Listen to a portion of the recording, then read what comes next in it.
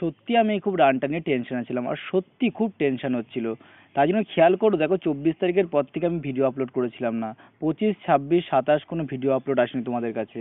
একটু যারা আমাকে চ্যানেলকে ফলো করো একটুখানি খেয়াল করো, পরপর 3 দিন আমি কোনো ভিডিও আপলোড করিনি। এতটা টেনশন হচ্ছিল যা কোনোদিন কোনো রানের ক্ষেত্রে আমার হয়নি। কারণ হিসাবে তোমাদের বলি, যখন 2016 সালে যে রানটা হয়েছিল সেখানের অভিজ্ঞতা খুবই খারাপ ছিল আমার। কারণ সেই দিনটি ছিল আমার পক্ষে খুব খারাপ দিন।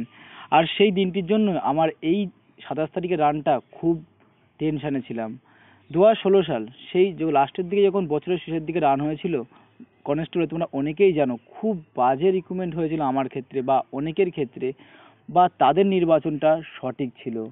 আমি বুক ফেলানোতে বাদ গেছিলাম আর খুব টেনশন করছিলাম যে আমি এবছরও হয়তো বুক ফেলানোতে বাদ চলে যাব।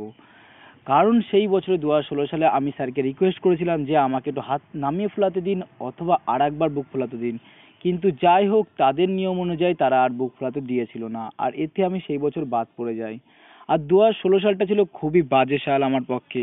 কারণ 2016 সালে আমি যেটা বিএসএফ এর 5 কিলোমিটার রান পাস করার পরেও আমাকে হাইটে বাদ দিয়েছিল 0.5-এর জন্য। তাই সেই বছরটা ছিল আমার কাছে খুবই খারাপ। আর কল্যাণী যেন আমার কাছে ছিল একদম বিষণ্ণতার মতো, শুনলেই নামটা শুনলে সেখানে রান শুনলে খুব ভয় পেত। কিন্তু এবার আমি চ্যালেঞ্জ নিয়েছিলাম যে আমি এবারের জন্য কল্যাণীর মাঠে দৌড় পাস করে আসব।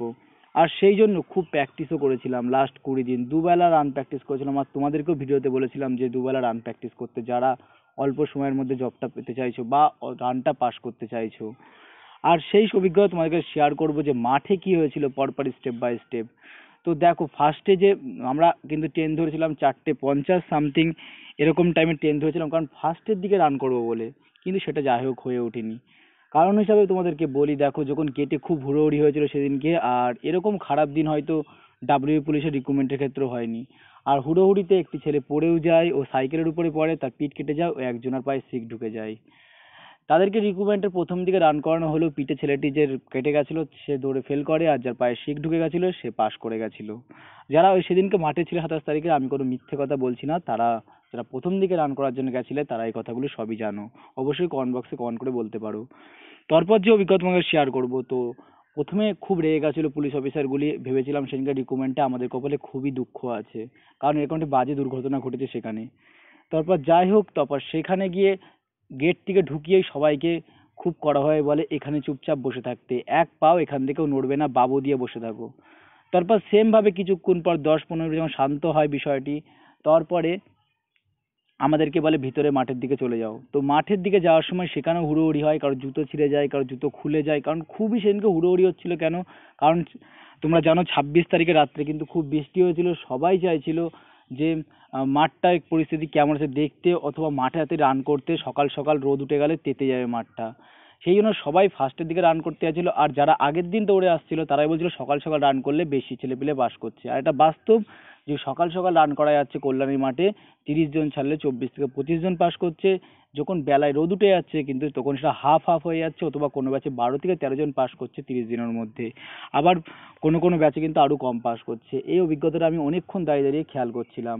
তো যাই হোক, এরপর যখন আমাকে আমাদের যখন একটা লাইন করে দেওয়া হলো, এক এক দুই তিন 4টে লাইনে বেশি কিন্তু করা হচ্ছে না, তোমরা ভালো করে বুঝবে, 4টে লাইনে বেশি করা হচ্ছে না। দেখো এই 4টে লাইনে রোল নম্বর অনুসারে দাঁড়াতে বলছে, কেউ বিভিন্ন লাইনে ঢুকে পড়ছে, কিন্তু টেবিল যদি তোমার খেয়াল থাকে, টেবিল নাম্বার যেখানে ভেরিফিকেশন হচ্ছে 1 2 3 4, তুমি যে কোনো লাইনে দাঁড়াও, ভেরিফিকেশন সময় সেই লাইনে ঠিকঠাক করে দাঁড়িয়ে যেতে পারো বুদ্ধি করে, তাহলে হবে না। আর কিন্তু যারা একটুখানি চালাক চতুর কম তাদেরকে বলবো যে যার যেটা লাইন সেই লাইনে দাঁড়াও, কোনো অসুবিধা নেই, স্টেপ বাই স্টেপ সুন্দরভাবে কিন্তু প্রক্রিয়াটি করা হচ্ছে। এরপর তোমাদেরকে যেটা করা হবে সেটা হচ্ছে, তোমাকে ভিতরে এসে লাইনে দাঁড় করানো হলো। লাইনে দাঁড় করার পর তোমাকে বলবে যে কি কি ডকুমেন্টস লাগছে। দেখো আমি যেটা বলবো, আমার অভিজ্ঞতা যেগুলো ডকুমেন্টস আমরা জমা দিয়েছিলাম সেটা হচ্ছে, দেখো আমি যেহেতু ওবিসি সার্টিফিকেটে ভুক্ত, তো ওবিসির একটা কাগজ জমা জেরক্স জমা দিতে হয়েছিল, ওবিসির 1 কপি জেরক্স। তো দেখো যেটা হচ্ছে রিনিউয়াল প্রবলেম সেটা তুলে দিয়েছে, ওরা বলছে যে এখন তোমরা যদি ইন্টারভিউ ডাক পাও তখনই রিনিউয়াল করে নিয়ে যেও, এখন আর কোনো ফরম্যাটে ফ্লপ ফ্লপ করতে হবে না, রিনিউয়াল লাগবে না ওদের কথা অনুযায়ী এখন, যেটা আগের নিয়ম ছিল। তো এই ওদের অসুবিধা হচ্ছিল এই বিষয়টি, কারণ ফর্ম ফিল আপ করা অনেক ঝামেলা হচ্ছিল, তাই রিনিউয়াল প্রবলেমটা তুলে দিয়েছে ওরা। এটা চাপ নেবে না, কিচ্ছু করতে হচ্ছে না, রিনিউয়াল লাগছে না, কারণ আমারও লাগেনি কাউকে, আমি যেটা ভালোভাবে দেখেছি সেটা তোমাদের বললাম। আর লাগছে হচ্ছে ধরো, আর যেটা তোমাদের কিন্তু অবশ্যই অ্যাডমিট কার্ডের 2 কপি জেরক্স লাগবে, ঠিক আছে? অ্যাডমিট কার্ডের কিন্তু 2 কপি জেরক্স কিন্তু অবশ্যই নেবে, অ্যাডমিট কার্ডের 2 কপি জেরক্স, এটা আসবি। আচ্ছা, আইডেন্টি প্রুফ হিসাবে আধার কার্ড আর ভোটার কার্ড নেবে, ঠিক আছে? আর যেটা লেগেছিল সার্টিফিকেট নেবে, ঠিক আছে, মাধ্যমিকের, আর মাধ্যমিকের অ্যাডমিট কার্ডটা নেবে। আর কিচ্ছু লাগছে না। তাহলে কি কি বললাম? তোমার যেটা ফিজিক্যাল টেস্ট হবে তার যে অ্যাডমিট কার্ডটা, ওটা 2 কপি নেবে, ঠিক আছে? সেটা 2 কপি নিলে,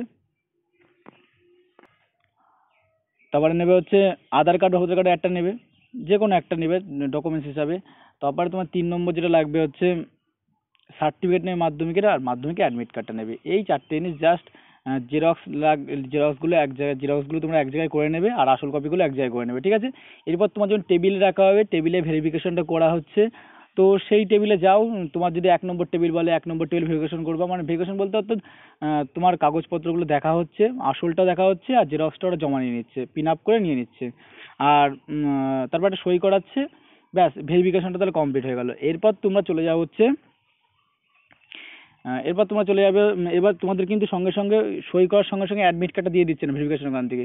ওইখানেই দাঁড়াবে, একটুখানি সাইডে গিয়ে, একটু সাইডে গিয়ে দাঁড়াবে, কিছুক্ষণ পর তোমার নাম ধরে ডাকবে, নাম ধরে বলবে অ্যাডমিট কার্ডটা নাও, ঠিক আছে? মানে ভেরিফিকেশনের যে ওরা সই করে দিচ্ছে অফিসাররা, তো সেই অ্যাডমিট কার্ডটা নিয়ে ভেরিফিকেশন তোমার কমপ্লিট হচ্ছে, সই করে তোমাকে কিছুক্ষণ দাঁড়াতে হবে, ওখানে চলে যাও না কিন্তু ওখান থেকে। তবে নেবে, নেওয়ার পরে দেখবে যে আম বাগানটা আছে, ওইদিকে ব্যাগ রাখার জায়গা আছে, তো ওইখানে গিয়ে ব্যাগ রাখবে, ঠিক আছে? ওইখানে গিয়ে ব্যাগ রাখবে, ব্যাগ রাখার পরে তোমাদের দেখবে ওইখানে মাপার জায়গা আছে, মাপা হচ্ছে ওই সাইডটাতে এবারে।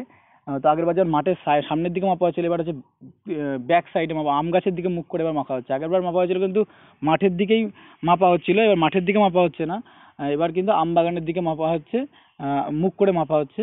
তো যাই হোক, তো ওখানে একটা লাইন করা হচ্ছে, সেই লাইনে তোমাকে দাঁড়াতে হবে। তারপর দেখবে 1 2 মানে সাধারণত 4টে মানে মাপার জায়গা করেছে। তো দেখো, মেজারমেন্টের কথা যদি বলি, তো ওরা কিন্তু খুব চেষ্টা করছে মেজারমেন্টের ক্ষেত্রে। আমি যেটা দেখলাম, মেজারমেন্টে কিন্তু খুবই চেষ্টা করছে যে পাস করে দেওয়ার, এটা একদম বাস্তব কথা বললাম। আহ, অনেকটা ভালো মেজারমেন্ট করছে, যে একটা ছেলে মাঠে রান করুক না, রান করার পরে এখন পরীক্ষা আছে, ইন্টারভিউ আছে, ওরা কিন্তু অনেকটা চেষ্টা করছে যে ছেলেটাকে ছেড়ে দেওয়ার। যে বুক ফোলানোর কথা বলো, সেখানে ওরা অনেকবার চেষ্টা ফোলানোর জন্য তোমাদেরকে বলছে যে চেষ্টা করো ভালো করে, ওজন কম থাকলে বলছে জল খেয়ে আসো, অথবা যদি অনেকটা কম থাকে তবুও তোমরা জল খেয়ে এসে এখন এখন মেপে নাও, একটু পরে তোমরা দৌড় করো, যখন একটুখানি বাথরুম করে পরে দৌড় করো। অনেক ফেসিলিটি দিচ্ছে এবছরের ক্ষেত্রে, আমি বলবো। খুব যেটা থেকে ভালো লেগেছিল যে যে এই যে মাঠেও তো রান করতে দেওয়ার চেষ্টা চলছে। তো যাই হোক, তোমরা সেখানে বুক মাপবে, হাইট অনুযায়ী ফিট হয়ে যাও। তোদের পাশে একটা বসার জায়গা থাকছে, সেই পাশে বসার জায়গাটায় যাবে, ঠিক আছে? পাশে বসার জায়গাটায় বসবা। তারপর ওই লাইনটা অনুসারে দেখবা ওইখানটায় তোমার মাথায় যে চিপ দেওয়া হয়, সেই চিপ দেওয়ার জন্য তোমাকে হাতের একটা ডান হাত ইমপ্রেশন বা হাত ইমপ্রেশন নেবে, মানে কম্পিউটার যেটা করে। তারপর তোমাকে তোমাদের মাথায় চিপটা দিয়ে দেবে, আর হচ্ছে তোমাকে দেবে আহ, গায়ে একটা নাম্বার দিয়ে দেবে, ঠিক আছে?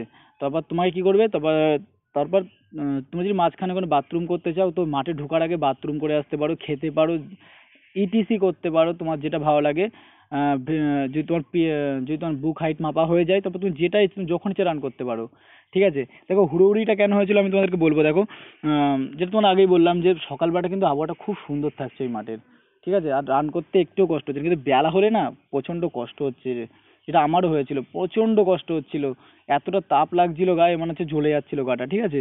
তো আবার সেদিনকে যেহেতু বৃষ্টি হওয়ার পর রোদ উঠেছিল, আর সেই কারণে কিন্তু প্রচণ্ড আবহাওয়াটা তপ্ত ছিল, তাই একটু সকালে সবাই রান করার চেষ্টা করছে, এতেই হুড়োহুড়ি বাজছে।